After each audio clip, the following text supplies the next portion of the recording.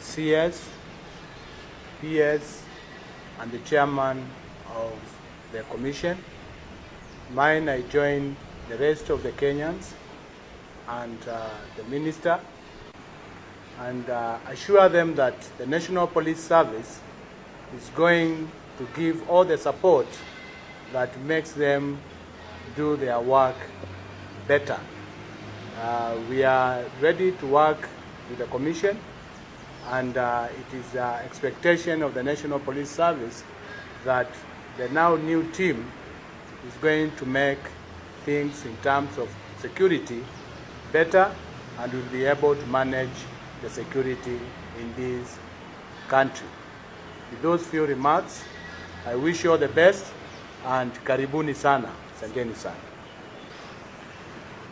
Thank you. On my own behalf and on behalf of the national government, I would like to congratulate Reverend Kobia and all these wonderful Kenyans who have been accorded the responsibility of serving us in the NCIC.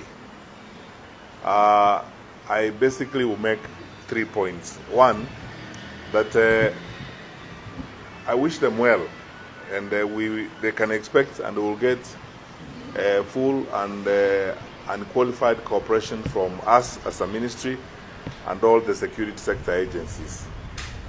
We have had a brief discussion this morning on the pathways we are going to follow in terms of developing and strengthening the work of NCIC, and we are satisfied that the colleagues who are joining us from the point of view of the Commission are ready totally and prepared to make their contribution in the service of our country. Two, I would like to take this opportunity to ask them to continue building the institutional culture that had been done by the previous commission that was led by the Honorable Speaker Francis Ole Kaparo. I thank Honorable Kaparo for the work that he has done for our country, and the commissioners who served with him for their sense of dedication and commitment. They achieved a lot. And I need to say that we continue to use the services of Honorable Kaparo to this day, and many other of our elder service persons who understand the diversity of our country and are able to engage in conversations and work with others very well. So we will continue to support them and work with them. That and a huge group of some of our senior civil servants, especially some of our former PCs and people who are experienced in mediation, talking to communities and putting people together. And I still remain grateful on behalf of my colleagues to Honorable Kaparo for his continued service to our country. Thirdly, I would like to urge all my fellow citizens. We are endowed with a fantastic country. God has been kind and gracious to us. He has blessed us with a great country, a great people, and we have a huge opportunity to move our country to the next level. Now is the time to deepen the culture of tolerance and accepting that truly there is no future without tolerance. We have to learn to tolerate each other.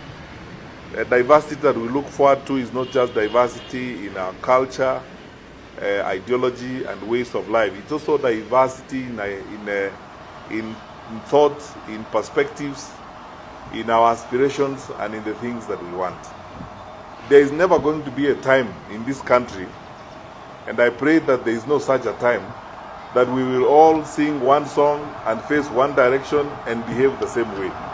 God created us differently, and we should enjoy each other's company and love the fact that some of us will have different opinions, some of us will have a different view about life, about the affairs of the day, including politics, but that should never be a cause for incitement, should never be an excuse for insults, it should never be an excuse for anything.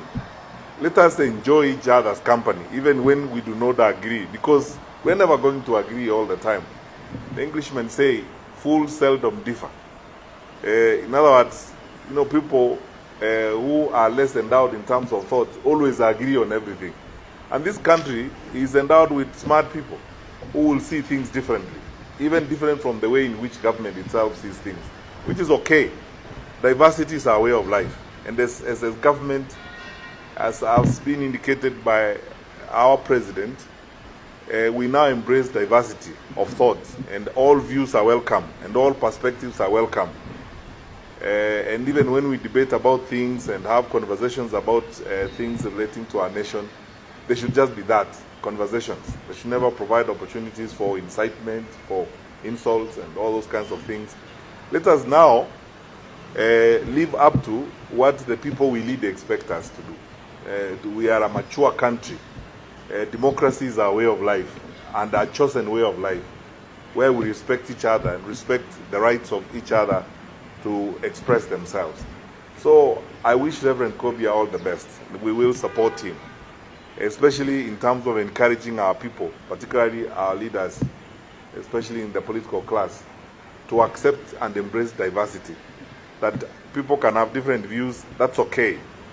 It's no cause to insult them, or it's no excuse to be unhappy with them and ask someone to fight another because we have different views. That's how we are going to live. This country is not going to go back to where we came from. We are moving forward to a modern environment that's characterized by diversity. So may God bless you, and Reverend Kobe and your team.